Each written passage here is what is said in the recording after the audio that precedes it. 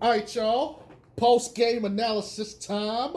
Post his motherfucking stats. I ain't been able to say that all year. I ain't been able to say that all year. But yo, post my man motherfucking stats, all right? So let's talk about this, right? And I'm not going to get into this on like the super analytics part like I've been doing. I'm gonna touch on a couple of things, but I'm really just gonna kind of, play around with this, freestyle in a way like I did last year.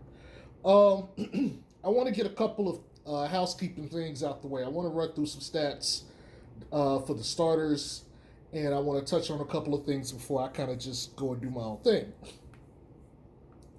So, of the starters for Charlotte, everybody was efficient except Melo. Okay, Gordon Hayward 8 of 15, Terry Rozier 11 of 17, Nick Richards, who didn't play that much, like 6 minutes, he had 2 points from the free throw line without an actual shot. Miles Bridges was 4 of 8, and he went to the free throw line. I mean, everybody was efficient, you know. Even off the bench, Kelly Oubre with 18, efficient. PJ Washington, efficient.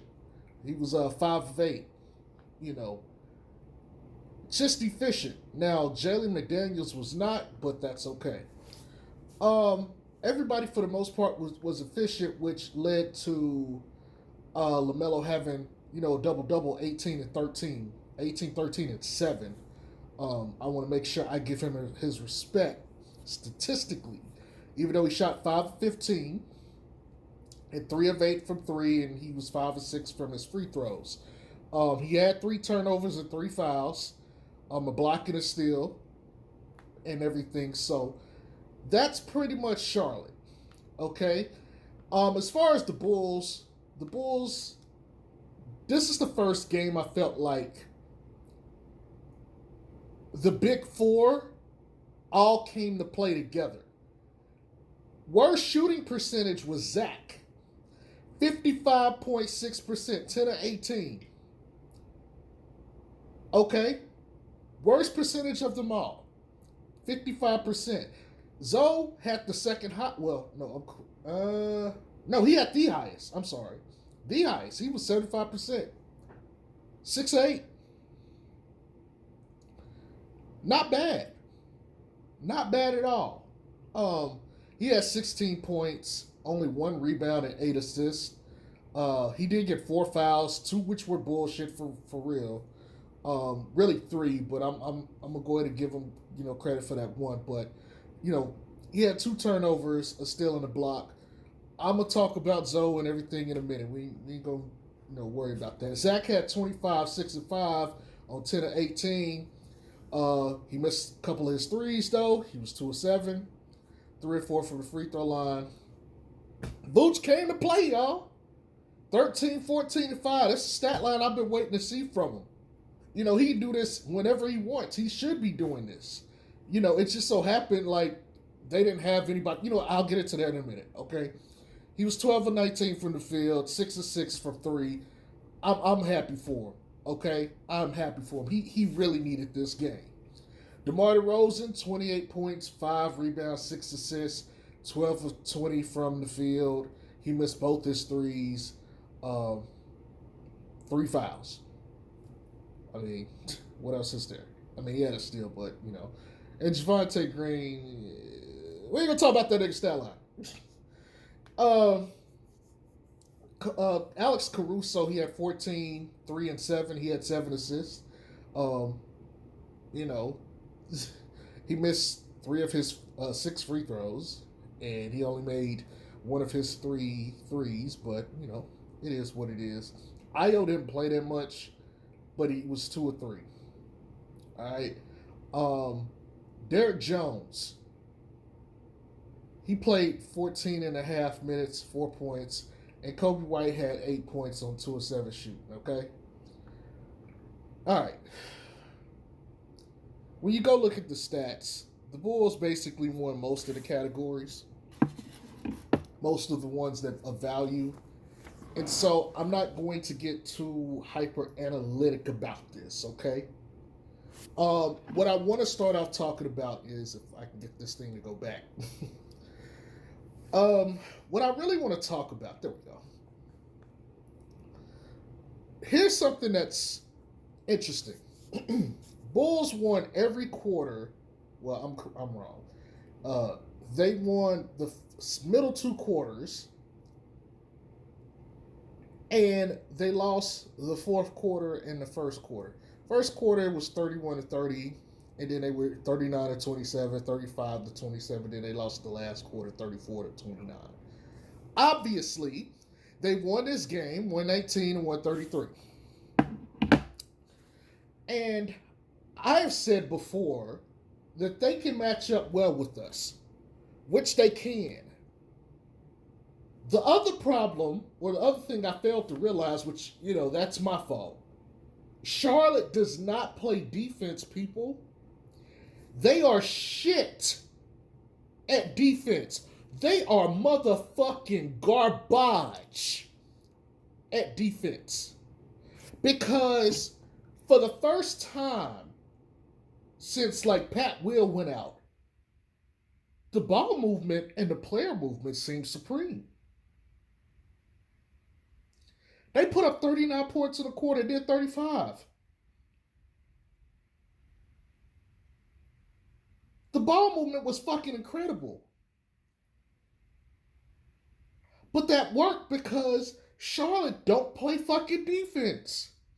And that's their Achilles heel. I think they were, at one point, averaging 120 points per game. And they had the best offense. But niggas don't play defense. They don't. And that is going to be their Achilles heel all year. Yes, they're gonna get their points. They will get their motherfucking points. But they also gonna give up the points. And when you're playing a team like the Chicago Bulls, that ain't gonna fly. See, I watched this game, and here's what I've learned. I don't care about the first quarter for the Bulls. The second and third and fourth quarter is the only quarters that matter for the Bulls. I don't give a damn about the first. The first don't mean shit for this team. 30-31. Nobody cares. That's like the filling out process. Everything takes off after that. Okay?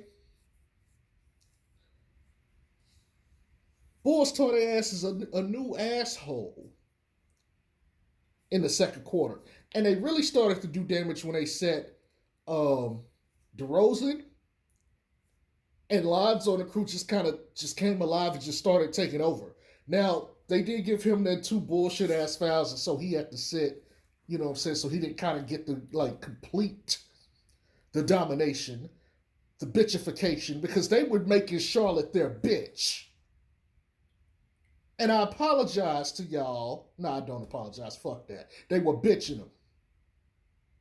I ain't gonna apologize for saying what they were getting bitched. This was a national televisional bitching. Okay? That's what the fuck happened. Post my man stats. But this was a national televisional bitching. Okay? That was what was going on. And they was beating the everlasting fuck out of Charlotte. This game was so bad of an ass kicking. They had a 20-point lead in the fourth. And the only reason they came back was because the Bulls were playing with their food. And what do I mean by that? Okay. DeMar DeRozan is in. And yes, this y'all finna get me riled up hating DeMar DeRozan. So y'all gonna have to bear with me. This motherfucker's sitting out here with the goddamn ball. Dribble, dribble, dribble, dribble. Can't you see? He just really think he the shit. He just doing whatever the fuck he want with the ball. And it led to boing, missed shot. And what happens? Melo and them get into transition. Gordon Hayward catches fire. Why? Because you're playing into their game. Taking bad shots is making them essentially have a good defense. If you're going to make them have a good defense, guess what? They can play with you. But the only reason this is possible is because the ball fucking stuck. The minute they pulled DeRozan out and brought Vooch and Zach LaVine in, this game was over. The game was fucking over. Zoe ended up with like 3 assists back to back to back, and it was just like goodbye. But let me go ahead and give y'all some pimping, right? Let me give y'all some game. When I looked at that score, because I think it was like 108 to 83, 84, I did the math in my head. Let's be real. To win this game, realistically, the Bulls were averaging like 34 points per quarter. So that means you were going to have to cut them off to like 15 points. You're going to have to score like 45. Realistically, this is what I said in the third, once the third was over. So I was like, okay, what are the chances of that happening? Probably not going to happen. Probably not going to happen. And so I said the threshold for this game was 117. Bulls just needed 9 points. Once they hit 117, the game was over. The game was fucking over. There was nothing they could do. Because the energy you have to expend to catch up is not going to last an entire quarter. Not that kind of offense and defense. And if you got that kind of energy to do that in a late game, you could have did that the entire game and have won the entire game soundly instead of, waiting to the last quarter. But I admit, they made a run. They made a run because DeMar DeRozan decided, hey, let me dribble the air out the ball and just be a superstar. Which is why when he sat, Lonzo got like 3 back-to-back assists, and it was just like, good night. It was good. It was a knockout punch. It was over with. And they tried, and Charlotte definitely made a game of it. But they had to use so much energy to get into it. They had nothing left. They ran out. And that's what's going to happen. When you sit here, you build these fucking leads late in the game, you got to start doing the math in your head. You got to start figuring out, okay, what's a good threshold? What is this team capable of? Can the Hornets get 40 points? Yes, they could get 40 points. But are they going to get 40 points against a team with a defense like this? Absolutely not. At one point, they had a 21-6 advantage in the fourth quarter, meaning they had scored 21 to the Bulls 6. I'm looking at this right now. That means for the rest of the game after that, they only got 13 extra points, and the Bulls got 23.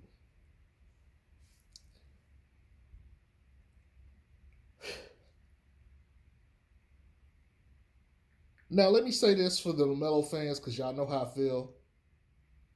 I get what y'all say about James Borrego. Some of his substitutions and things do not make sense. And I'm going to end up watching this game again tomorrow, because I'm going to have a little bit of free time. I'm going to end up watching this game tomorrow, and I might do more talk or more commentary about this game, because there's a lot of stuff that was going on that I couldn't keep up with, because I had some other stuff going on in the background too. So I will be rewatching this game tomorrow. But I do not understand the substitution pattern for the Hornets. Some of the stuff they run is decent. I think they could be better. But yeah, there's some questionable substitutions there. Having said that, let me go ahead and toot my own horn. Because I told y'all what the fuck they are. LaMelo is the heliocentric offense, and Lonzo is the motherfucking toolbox. And I know I got some LaMelo stands that follow my channel. So for all of you, I want you to step right on up. I need you guys to come gather around, because I need to go off on y'all motherfucking asses. I'd have told y'all that Zoe was better. I told y'all this nigga was better. I told you he was better. Yes, LaMelo looked slightly better last year on the New Orleans Pelicans. But let's be for real. Since Zoe left, everybody looks better against the New Orleans Pelicans. Am I right? Am I right? So now, Lonzo go and get him a pretty good team, might I say. And now, it's mano y mano.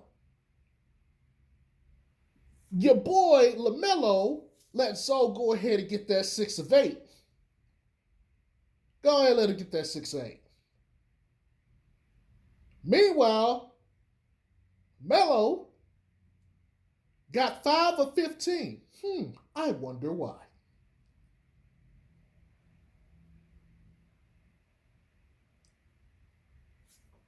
See, Melo had 18, but Zoe had 16. Cancels out.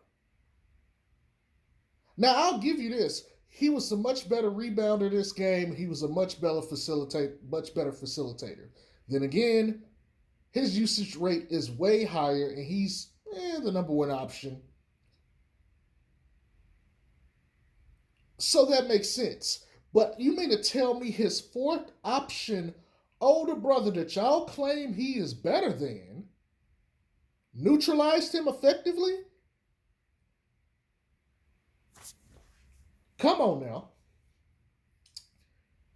Zoe took 8 shots, shut down LaMelo, got 8 assists, was in foul trouble doing this shit, was efficient as fuck shooting threes. Because remember, I said he's a toolbox. I said he adjusts and does what's necessary when necessary. He impacts the game.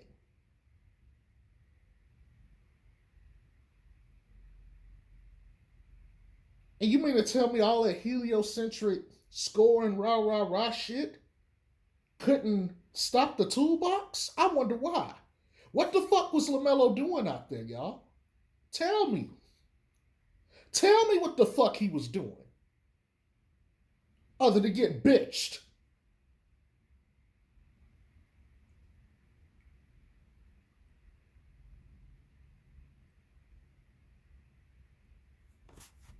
I've been telling y'all this shit. Zoe is better. And I don't want to hear this, oh, he got Zach LaVine, he got DeMar DeRozan.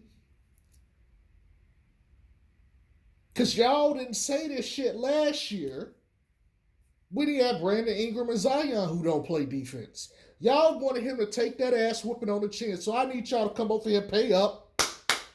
Get that ass whooped. Come get this verbal abuse. Because I'm sick of y'all shit. Y'all concerned about a motherfucker that only play one side of the goddamn ball. Now, let me be clear. I don't hate LaMelo. I respect him for what he is.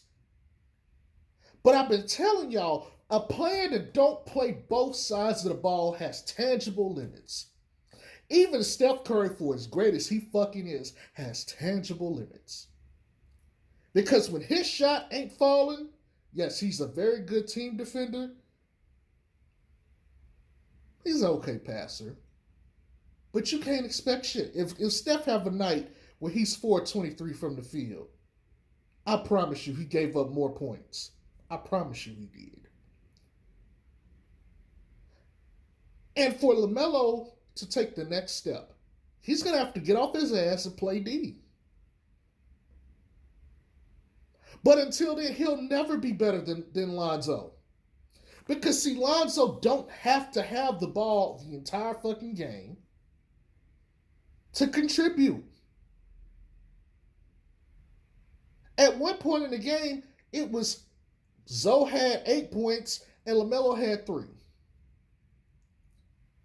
And if I remember correctly, LaMelo started to actually gain some traction after Zoe went out, which he should do. But again, people, he gave up 16 points. And again, I get it. He didn't guard him the entire game. But he gave up 16 points. That's the matchup. That's how we do this, right? He gave up 16 points, so it's 18. Okay, so he had plus 2. But let's factor in that defense. You took 10 extra shots. So you had 15 shots to get 18. Meanwhile, Zoe took 8 shots to get 16. Oh. How does that work? How does that work? Oh, by the way, because he took less shots, that meant more shots for his seemingly more efficient teammates on the year.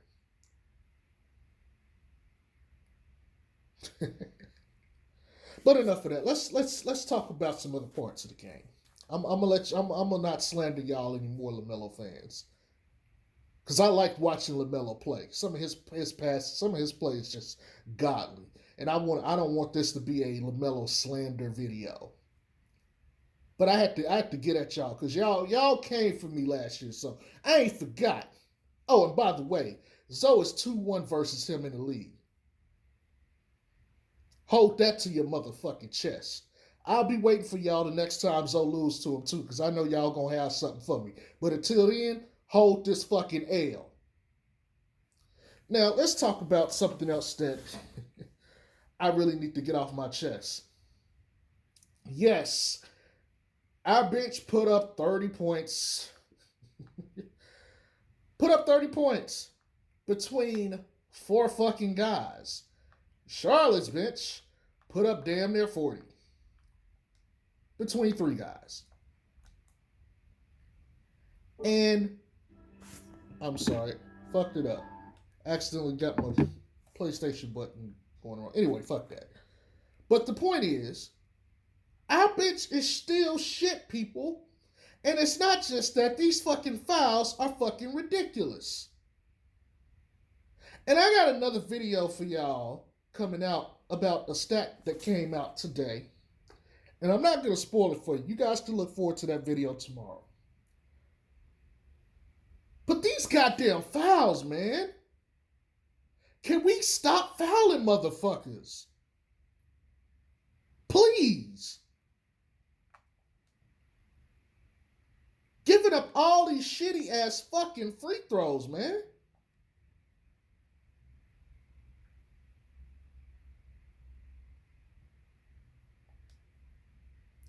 Averaging 20 fouls a game. Bottom half of the league. Cleveland's number 1 with 16.2, man. Let me break that down for you. That means we give up 5 fouls a quarter. It takes 3 to, get out of or to be in the penalty. So that means at least 2 times they're going to the line. The opposing team will be going to the line against us. Meanwhile, Cleveland, for a quarter. So they got 3 fouls to give, and then they got 1 time when they go into the line. That adds up, man. And if you think about it, if let's just assume we put up the same number of fouls as Cleveland, because that doesn't I think equate for the Tex. And even if it did so well, so be it.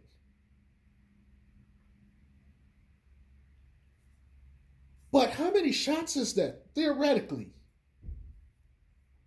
That's what? Let's assume that everyone was a 2. That's at least 8 shots. If there was a 3 every time, that would be 12 shots. That's 8 to 12 points. Maybe 1 if it was an and 1. So that's like between 4 to 12 points a game. You're giving up 4 to 12 points a game? How many games have we gotten blown out in this year? Now, correct me if I'm wrong. The only one I can think about where we just straight got dusted.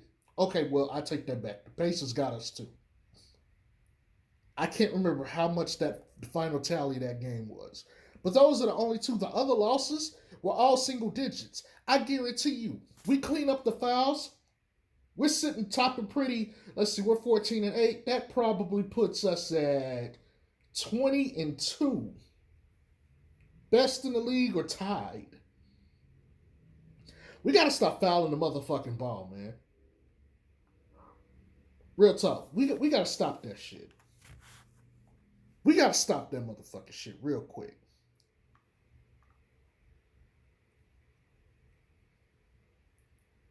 Pissing me off, man. Simple shit. And DeRozan, he gave us an efficient 28, 5, and 6. I appreciate that, but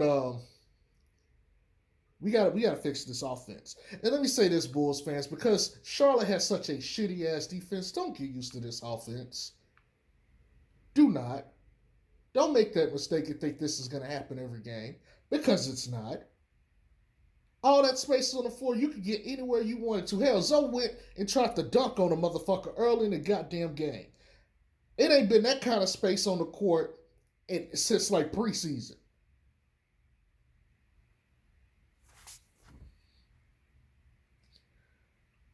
The only person in the starters that didn't get 5 assists was Javonte Green, and even Caruso got 7. Nikola Vucevic had 5, Zach had 5, DeRozan had 6, Zoe had 8, and Caruso had 7. That means the motherfuckers was efficient, and they was getting effective, easy shots. That shit ain't happened ever for this team until tonight because they played Charlotte. Look, man, excellent win. Excellent win. We needed that. We definitely needed that. The Nuggets beat the Heat, by the way. So that puts us ahead of them. Wizards lost, so we're ahead of them. Excellent. But it's only going to get harder from this point on, y'all. I told y'all. Hell, the Hornets went to a zone. There's no reason why this team should be struggling with a zone. BD got to get on their nuts about that.